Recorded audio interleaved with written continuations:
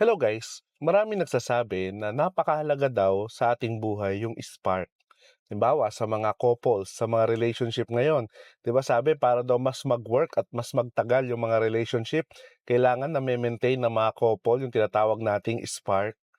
Ganyan na ganyan din sa ating mga engine, lalo na sa mga gasoline engine, ano guys, napakahalaga ng spark para mag-work ang mga gasoline engines. Kaya pag-usapan natin ngayon yung isa sa mga main component ng mga gasoline engine na nagpo-produce ng spark. Ano yon? Ito, yung tinatawag nating spark plug. No? Para saan ba itong spark plug? Ano ba yung purpose nito? What can it tell about your engine condition? Ano-ano ba yung mga types ng spark plugs? Yan yung iba pa yung mga sasagutin natin sa video na to. So ano, ready na ba kayo guys? Tara, pag-usapan natin yan. Let's roll!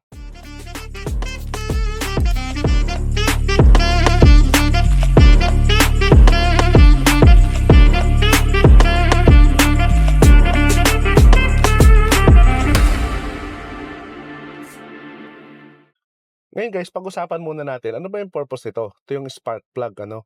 So, well, isa ito sa mga main components ng mga gasoline internal combustion engine. As the name implies, ano, ito yung nagpo-produce ng spark para i-ignite yung mga air and fuel mixture during combustion process sa ating engine. Kaya gumagalaw yung piston, no, dahil yun sa spark, dahil sa ignition na in-spark nitong spark plug natin. So, paano niya ginagawa yon? Ginagawa niya by emitting a bolt of electricity from ignition coil papunta sa tip ng spark plug. So, papasok dito yung kuryente from ignition coil at itong tip, no, yan yung tip ng spark plug, yung magi-spark para sumabog yung air and fuel mixture sa loob ng combustion chamber natin. Well, aside from that, meron pang purpose yung spark plug, ano? Nasasabi rin ito sa atin kung ano yung condition ng engine natin. Halimbawa, kung may problem ba yung mga oil seal natin, rich or lean ba yung air fuel mixture natin, may nakakapasok bang oil sa combustion chamber, and so on. Mamaya mapag-usapan pa natin yung iba dyan, ano. Kaya ito talaga, spark plug, bagaman small lang to na component, ano, very, very, ano to, important, lalo na sa mga gasoline engine. Well, sa electric vehicle, wala nito. Sa diesel, wala rin. So, sa gasoline engine, napakahalaga nitong spark plug. Okay, so ngayon pag-usapan naman natin guys, paano ba binabasa yung ating spark plug? So sabi ko sa inyo kanina, 'di ba, ang spark plug can tell you kung ano yung condition ng engine mo. So pag-usapan natin kung ano ba yung meaning ng mga bawat spark plug condition. Mostly magbabase tayo guys dito sa ano, sa tip, no? Kung ano yung hitsura ng tip at saka kung ano yung condition niyan. Yun yung magsasabi talaga kung ano yung condition ng engine natin. So let's start with picture number 1. So makikita niyo sa screen yung kulay grayish o kaya brownish na tip or golden brown na tip ng spark plug yung dito. Kapag ka golden brown yan guys o kaya medyo grayish ng konti, ibig sabihin yan very normal ang inyong air fuel mixture. Healthy yung inyong engine. Basta tuyo tuyo siya.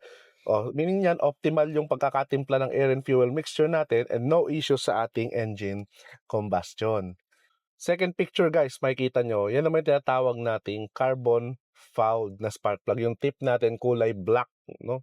Natuyo. Kapag kulay black yung tip ng ating spark plug, ibig sabihin yan, may carbon fouling na nagaganap. So ano ba yung cause ng carbon fouling guys? May mga ilang cause yan. Una, dirty yung ating air filter. Ibig sabihin may dumi na nakakapasok na air sa ating combustion. Pwede rin ibig sabihin yan, excessive driving at low speed kapag lagi ka nata-traffic.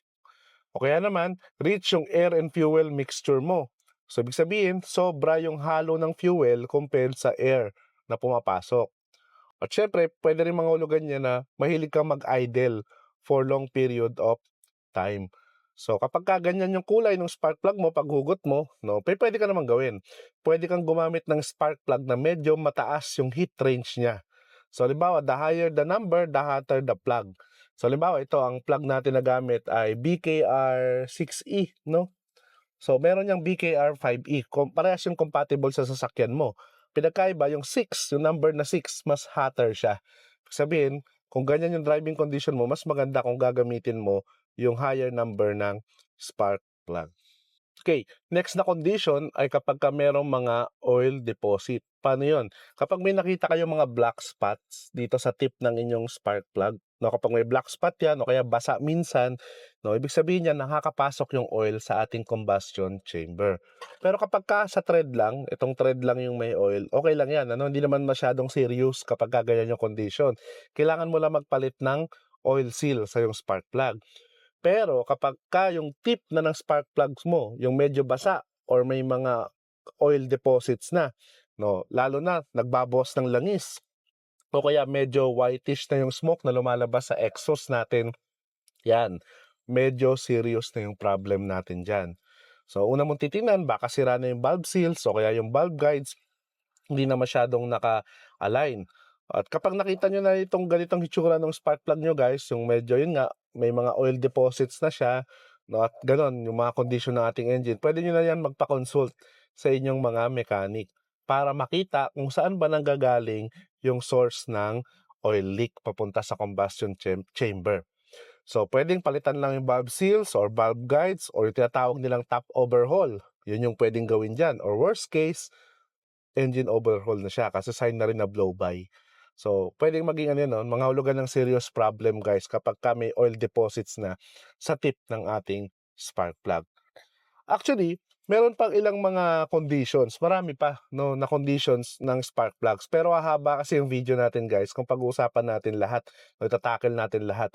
So sinabi ko lang yung mga common na condition ng spark plugs at kung ano yung ibig sabihin nito para magka-idea kayo guys. So ngayon guys, pag-usapan naman natin yung mga different types ng spark plug. Well, disclaimer lang guys, overall naman, same lang yung materials na ginagamit sa mga spark plug in general. Same lang yan. Saan lang siya nagkakaiba? Dito sa center electrode at saka sa tip ng spark plug, yung materials na ginagamit yan, dun lang. At syempre, may mga added benefits din yung bawat type ng spark plug. So pag-usapan natin yung number 1, yung copper spark plug ito. Itong gamit natin na ito yung NGK BKR6E 11 na spark plug. Copper lang to. Ito yung pinaka-common na spark plug. Ito rin yung pinaka-mura sa lahat ng klase ng spark plug. So made of siya, nickel alloy outer material yung dito and then copper core yung electrodes niya. So kaya siya tinawag na copper spark plug. Saan ba ito ginagamit? Commonly use ito sa mga oldies na sasakyan. Lalo na kapag meron ka pang distributor type pa yung ignition system ng sasakyan mo. So dahil nickel alloy yung outer material nito guys, hindi to super hard kagaya ng ibang metals. Kaya napag-usapan pa natin. So itong mga copper spark plugs, ito yung pinakamabilis ma-wear and tear. Sabihin pinakamabilis na maluma o masira sa mga type ng spark plugs. So usually tumatagal lang ito ng around 20,000 to 30,000 kilometers. So yun lang yung nito, yung lifespan ng copper na spark plug. Okay, next na type ng spark plug ay yung tinatawag nating platinum spark plug. Ito yung tinatawag nating middle ground ng mga spark plug. Same din ito na copper yung pinaka-core pero instead na nickel alloy yung outer material niya, platinum na yung ginamit na outer material dyan. So platinum is much harder and much higher yung melting point compared sa mga nickel alloy. Kaya mas longer yung lifespan ng mga platinum type na spark plug.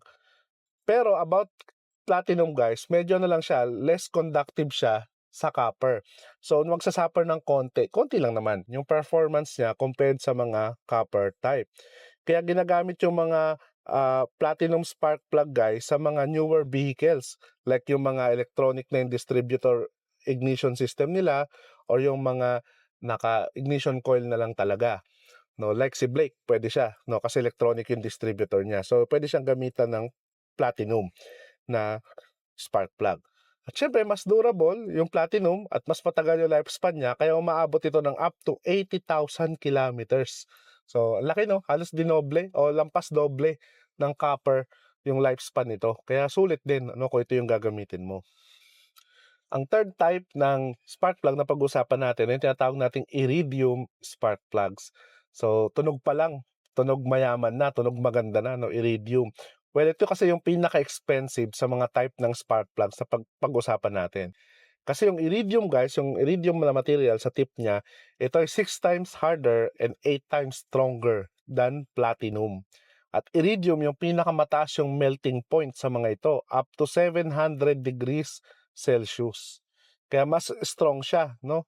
Kaya yung iridium spark plug, nagre-require to ng less voltage to generate a spark. Hindi masyadong pagod yung distributor natin o yung ignition coil natin. At dahil dyan, mas concentrated din yung spark na napoproduce niya. Kaya kapag ito yung gamit mo, mas mabilis and efficient ang combustion ng engine natin kapag itong spark plug na to yung gamit natin. At resulting in better performance and better fuel economy. So marami talagang benefits kapag iridium ang gamit nating spark plug. Yun nga lang, medyo expensive talaga siya, no? Yung mga platinum spark plugs around 600 to 800 yon pesos per set of 4. Pero ito nasa around 1,800 to 2,000 pesos yung set of 4 nito. So na doble, more than 2.5 times no yung presyo niya. Pero dahil mas matibay nga at mas harder ang iridium, kaya nitong tumagal around 150,000 kilometers, guys. So halos doble din yung itatagal niya compared sa mga platinum plugs.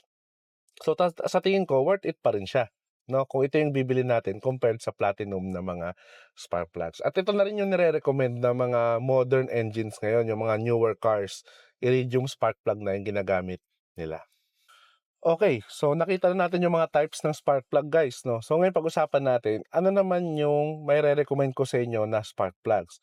Well, first of all, disclaimer lang, kung meron ka pang owner's manual pa yung sasakyan mo, kung ano yung nakalagay doon sa owner's manual na type ng spark plug, yun yung gamitin mo. Kasi yun yung recommended ng manufacturer na klase ng spark plug for better performance ng sasakyan mo. Pero kung matagal na yung sasakyan mo at wala ka na nung owner's manual, ito yung recommendation ko. Kapag luma na yung sasakyan mo at most likely old type pa yung distributor mo, yung separate pa yung ignition coil at wala, yun, kapag luma pa, wala masyadong magiging epekto sa yung platinum at iridium spark plug. Sayang lang yung pera mo. So I would say go for copper type na spark plug. Medyo dalas-dalasan mo na lang yung pagpalit, no? Siguro every other oil change mo, palitan mo na yung spark plug mo para better pa rin yung performance niya, no? Pero paano kapagka medyo bago ng konti yung sasakyan mo, like mga late 90s yung sasakyan mo, no? Or above, no? Tapos electronic distributor na yung gamit, no? Pwede sa yung platinum na spark plug. Yan kasi yung middle ground, lalo na kung ayaw mo naman gumastos ng medyo mahal sa mga iridium at gusto mo pa rin naman magpalit ng spark plugs ng medyo madalas. No, goods na yun. Actually, maganda talaga yung duration o lifespan ng platinum spark plug, 'di ba? Sabi natin up to 80,000 kilometers. Kaya sulit na sulit sa kung gagamitin mo tong platinum spark plugs. Middle ground kasi siya. Hindi siya sobrang mura, hindi rin sobrang mahal. Eh paano kapag yung sasakyan mo naman bago na talaga, no, modern na, wala nang distributor, talagang ignition coil na lang. No, bagay sa naman itong iridium na spark plug. Kasi yan din naman for sure ang re-recommend sa'yo ng vehicle manufacturer mo sa owner's manual mo kung nandyan pa. Kasi kagaya na nasabi natin, better fuel consumption at better combustion in general. Well, pwede rin ito kahit may electronic distributor sa sasakyan mo like ito si Blake. Pwede pa rin ito lagyan ng iridium spark plug. Kung gusto mo ng mas longer lifespan ng spark plugs mo, much better performance, much better consumption, fuel consumption, no, pwede ito. Yun nga lang, may pera ka dapat kasi medyo mahal nga ito. Pero sulit naman kasi up to, kagaya ng sabi natin kanina, up to 150,000 kilometers yung lifespan nito. Kaya sulit pa rin kung gagamit ka ng iridium. So yun na nga guys, napag-usapan na natin sa video na to yung mga basic knowledge about sa spark plugs, no? Kung nagustuhan niyo yung video na to or gusto niyo ng part 2 para mas in-depth ng konti yung pag-usapan pa natin, pwede naman, gagawa tayo ng part 2 na video. Comment down below lang kung gusto niyo pang malaman higit pa sa mga spark plugs. Susundan natin tong series na to. Well, kung nagustuhan mo yung video na to or kung may natutunan ka, no, click mo naman yung like button para mas marami pang ma-reach yung video na to at makatulong din sa ibang mga car owners. At syempre, kung di ka pa nakasubscribe, click mo na rin yung subscribe button at notification bell para updated ka lagi sa mga latest happening sa ating channel. So till our next videos guys, always remember, drive safe and enjoy!